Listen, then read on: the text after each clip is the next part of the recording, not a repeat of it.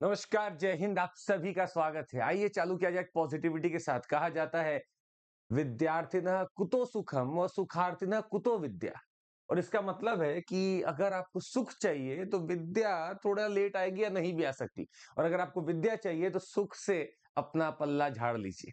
आइए इसी के साथ चालू करते हैं आज का सेशन और समझते हैं कि आज क्या इंपॉर्टेंट रहा है। संडे है, वैसे 26 नवंबर।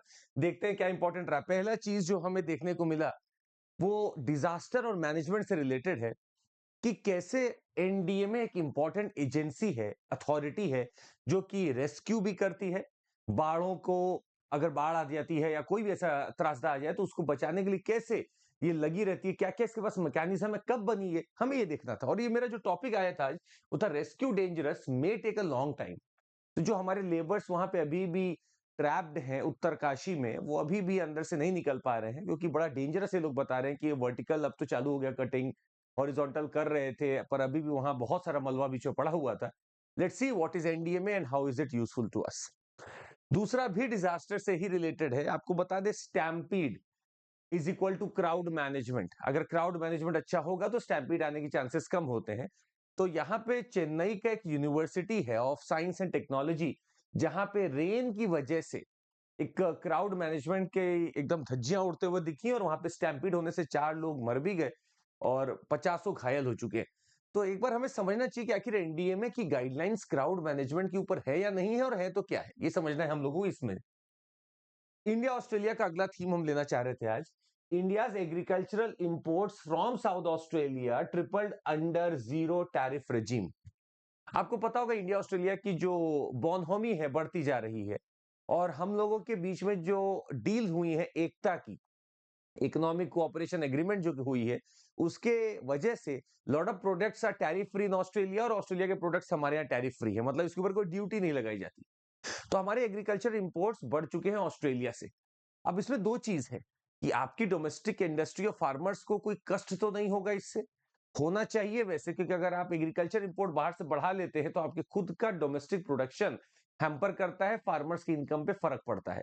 तो हमें बैलेंस करके चलना पड़ेगा। सिर्फ ये नहीं कि हम अगर साइन कर लिए डील तो हम एग्रीकल्चर का भी इनपुट करने लगे वहां से, ऑस्ट्रेलिया से।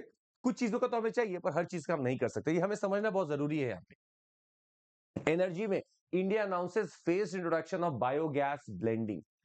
आपने डीजल ब्लेंडिंग सुना होगा, फ्यूल बायोफ्यूल ब्लेंडिंग सुना है, बायोगैस की भी हम ब्लेंडिंग करने वाले हैं, जिसमें कि हम बायोलॉजिकली प्रोड्यूस्ड गैस को मिक्स कर देंगे, जो भी हमारे पास हो सकता है, सीएनजी हो, एलपीजी हो, जिसमें भी हो। तो हम लोग कोशिश करेंगे उसमें भी ब्लेंडिंग का काम चालू कर देंगे, and this is going to happen in a phase manner. तो एक बहुत अच्छी शुरुआत है। फॉसिल के साथ साथ हम अब इसमें भी जा रहे हैं, बायोगैस ब्लेंडिंग में भी। That's important. Let's see what is going to happen now. बहुत बढ़िया ये न्यूज आया है। SEBI approves rules for index providers. Now अब इंडेक्स प्रोवाइडर्स है कौन, ये समझना जरूरी है कि इंडेक्स प्रोवाइडर्स का काम क्या है, ड्यूटी क्या है। जैसे आप सुनते होंगे निफ्टी 50, निफ्टी 50 एक इंडेक्स प्रोवाइडर है, एक इंडेक्स है। इसमें कुछ स्टॉक्स लिस्ट रहते हैं, और किस कैटेगरी में रहेंगे इनके ऊपर कुछ धर्म होता है, ड्यूटी होता है इनका इंडेक्स प्रोवाइडर को करना, ये करते रहते हैं।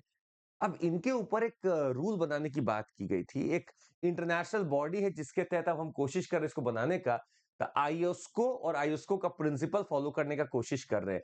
है सब पुराना बॉडी, पर हम लोग कोशिश कर रहे हैं धीरे धीरे चीजों को अपने आप से रीइन्विगोरेट करने का, बढ़िया करने का। और यही कोशिश रहेगी कि सेबी और अपने रूल को मजबूत बनाए, ताकि म्यूचुअल फंड्स हो, शेयर्स हो, कुछ भी हो, उस पर ठीक ठाक हमारी पकड़ बनी रहे।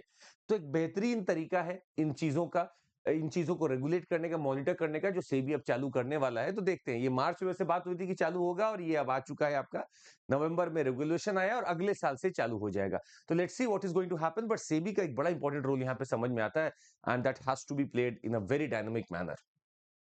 Where does India stand on Israel Hamas war. देखिए डिप्लोमेसी है ये, और डिप्लोमेसी के थीम में आपको बताते हैं, इंडिया ने इजराइल के खिलाफ भी बोला है, हमास के खिलाफ भी बोला है। हम डिप्लोमेटिकली बहुत स्ट्रांग है और अलग है बाकी के लोगों से। ना हमें कोई वेस्टर्न के साथ लगा सकता है, ना ही हमें कोई गल्फ के साथ लगा सकता है। हम आइडियोलॉजिकल बात करते हैं, जो न्यूट्रल बात होती है वही करते हैं। और इस पूरे आर्टिकल में जितना वो समझाएंगे उससे ज्यादा आपको पता भी है, और हम आपको बता देंगे। यूपीएससी अनस्टॉपेबल्स चैनल पे आ जाइएगा, वहां पे हम आपको बता देंगे। तो आज के लिए बस इतना ही। आप लोग टेलीग्राम से जुड़े कि नहीं जुड़े अभी तक, चंद्रमौली SIR डालिए और जुड़ जाइए। और आपको बता दें इसको यूपीएससी स्टॉप पेपर से देखने आ जाइएगा, मजा आएगा आपको। थीमेटिक कवर करने का करंट अफेयर्स का अपना ही अलग मजा है। तो आज के लिए बस इतना ही, मिलते रहेंगे आपसे। और आपको बता दें निरंतरता ही सफलता की कुंजी है, जो निरंतर है वही सफल है। आपको निरंतर रहना है, सफलता आएगी। जय हिंद।